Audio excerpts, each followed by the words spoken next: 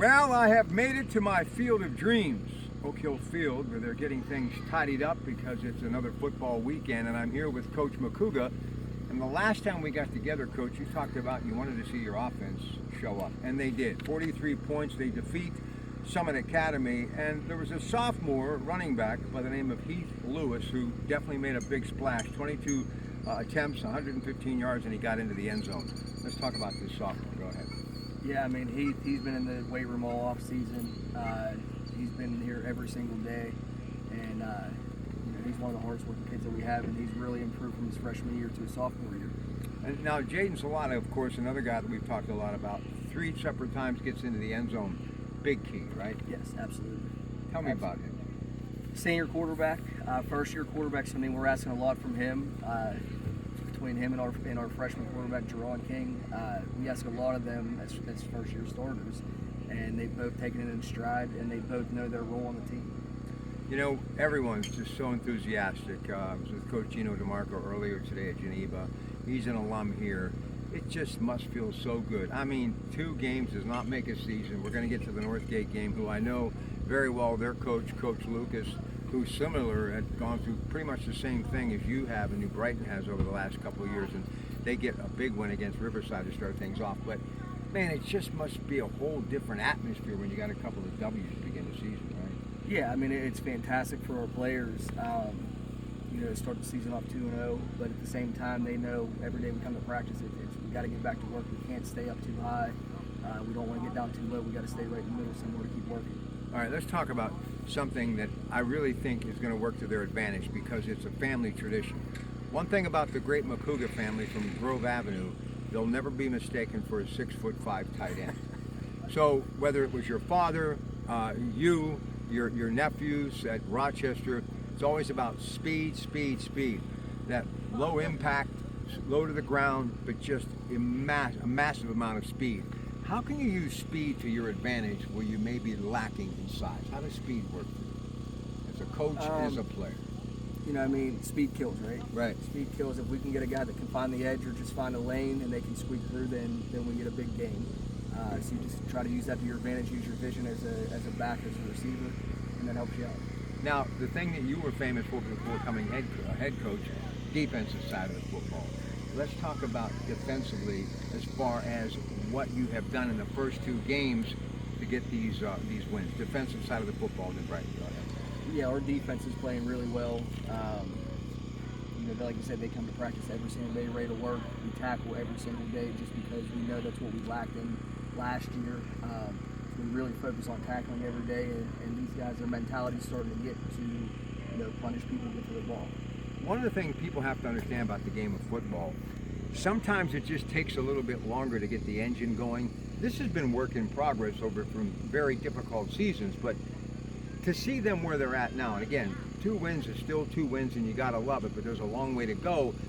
But it really, if you just keep your nose to the grindstone, the X and O's and repetition and going through those reps, and basically spending time in the weight room, sooner or later, things are going to pop. That's what makes high school football so good. Yeah, I agree 100%. That's why our mentality right now is just earn everything that we can and don't take anything for granted. All right, so as I mentioned, the Flames, Northgate, their next opponent, very familiar. Many times have you seen me do these thousands of videos over the last 10 years or so. I have visited them. Good people, got a kindred spirit with Coach Lucas. And he kind of reminds me a lot of Coach Makuga, same mentality, and they've kind of gone down that same path. Well, they beat Riverside 29-25. Darius Fields scored 3 touchdowns while Devontae Smith connected with Anthony Hopkins on touchdown passes of 13 and 8 yards. So they're now 1-1, but they too have a whole lot of speed. So this is going to be some fast and furious football. Yeah, they have a lot of speed on the offensive side of the ball. Their running back also plays a little bit of wildcat. Big part of their offense, and they have some big guys. So not only are they fast, they have some big guys that we're going to have to tackle up. Was watching a show earlier today, A.Q. Shipley, who we used to cover back in the day when we had that 20-year run with the great folks at Highmark and the Allegheny Health Network, and of course Rhino Productions. He was talking about the center position, a lot of this zone read offense, and now with this possibility of Russell Wilson and the cap problem, he may not go, so Justin Fields could be in the lineup. And obviously they have a rookie center out of West Virginia, Zach Frazier. Talk about your offense, and I talked to Gino about this because I'm kind of fixated on the center position a little bit. How does your center act in this offense at New Brighton, which obviously is a lot of moving parts? Yeah, I mean, the center is always the point man, right? It starts with him from the snap to the end of the play. He has to know what everybody on the line's doing so that they can talk. And our center, Braden Dees, has been doing a great job with it so far. All right, so let's talk about this. Do me a favor, just show everybody the field a little bit here, pan the field a little bit. This is the legend of Oak Hill Field, which is just absolutely one of the most incredible football venues anywhere, and it would not be a Friday night with fans on the porches across the street watching the action and hopefully filling up the stadium. But you know as well as I do, it's all about what you have as far as facilities are concerned. This is your first year here, and I'm just sending this out to the New Brighton alumni, and of course yours truly being one of them.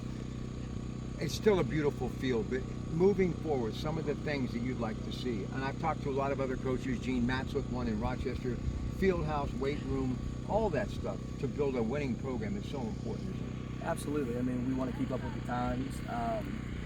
The school's been very helpful this year on getting us the things that we've needed so far. Just as we keep building, though, we'd like to update the field itself, the weight room, the locker room, stuff like that. So, I mean, it's all a work in progress. So let me ask you this. My buddy Jim Render, the winningest coach in the WPIL, actually is in the business now of selling turf, okay? And he's been responsible for places like Heinz Field, where Aliquippa does their thing, and other schools as well. What do you think about that? Turf. It has its ups and downs like anything. I mean, you hear everything on the news and the paper about what turf is good for, safety. This. I'm a grass guy. I like it cut nice and low for speed. But then it's also home field advantage. I mean, some guys like to keep it a little bit higher, a little bit thicker. Some fields are low, and it's a nice fast track. Well, and the other thing too, when you're in the higher classifications of schools, and they've got the field hockey, lacrosse, soccer, it's all weather, all season, and that's why turf really kind of works there. Absolutely. All right, before we let you go, Coach McCouga here tonight. Thursday night practice. Do you have any idea where and when that started? It's been a tradition since I can remember. I mean, as a small child. I don't.